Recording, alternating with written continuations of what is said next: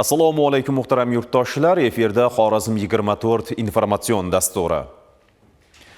Prezident Shavkat Mirziyoyev raisligida 14 aprel kuni uy-joy qurilish va urbanizatsiya sohasida amalga oshirilayotgan ishlar, mavjud muammolar va kelgusidagi ustuvor vazifalar yuzasidan video selektor yig'ilishi o'tkazildi. Unda mamlakatda shaharsozlikni zamonaviy yondashuvlar asosida tashkil etish, aholining uy-joyga bo'lgan talabini to'liq qondirish va yer resurslaridan samarali foydalanish, shuningdek yer va obyektlarni iqtisodiy faoliyatga jalb etish masalalari atroflicha muhokama qilindi.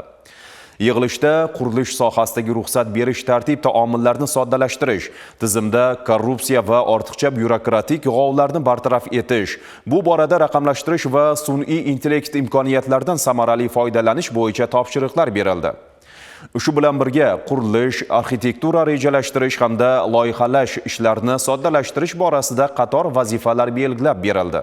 Hozirgi kunda viloyatimizdagi katta loyihalarni qilamiz. Bizning loyiha tashkilotimiz asosan davlat buyurtmasidagi maktab, bog'chalar, sog'liqni saqlash qurilishlarini loyihalarini tayyorlaymiz. Video selektor jarayonida muhtaram prezidentimiz qurilish tashkilotlari, loyiha tashkilotlariga ham katta vazifa belgilab berdi. Ushbu selektorda muhtaram prezidentimiz qurilish tashkilotlariga jahon bozoriga qurilish xizmatini eksport qilishni vazifa qilib qo'ydi.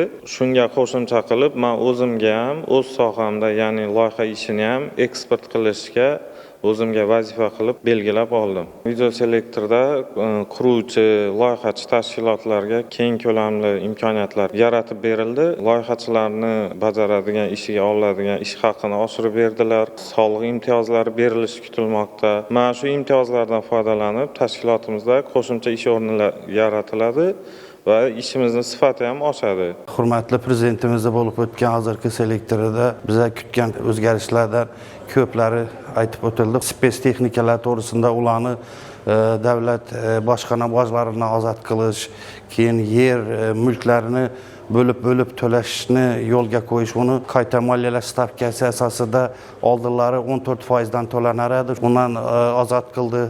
Davlatimiz rahbari juda katta qulayliklarni bizning quruvchilarga yaratish to'g'risida aytib o'tdi. Kelajakimizda bu qurilish sohasini rivojlantirishda shu qilayotgan qonun farmonlari mos keladi bizning qurilishlarimiz. Qurilish jarayonlarini tezlashtirish, yerlarni ajratishda qurilishni boshlash muddatini cho'zib berdi. Oldinlari 100, 200, 500 kvadrat quradigan quruvchilar ham 2 yilning ichida bo'ladigan bo'lsak, 5000, 10000 kvadrat quradigan quruvchilarimiz ham 3 yil muddatga uni qurilish davrini muddatini cho'zib berdi. Bu ham bizning katta quruvchilar uchun katta yengilliklar hisoblanadi bular. Hurmatli prezidentimiz hozirgi bo'lib o'tgan selektorda chet el moliya institutlari pullari hisobidan o'tkazadigan tenderlardan bizning mahalliy quruvchilarni qatnashish to'g'risida sharoitlarni yaratib berish, ularni qo'llab-quvvatlash to'g'risida imkoniyatlar berish to'g'risida ko'p yaxshi qarorlar chiqarishni topshiriqlarni berdi. Bu ham bizning kelajakda boshqa davlatlarda qurilish qilishimizga imkoniyat bo'ladi. Qo'shni davlatlarimiz bilan ishlashga sharoit bo'ladi. Bu ham bizlar uchun, quruvchilar uchun yaxshi imkoniyat bo'ldi deb hisoblayman.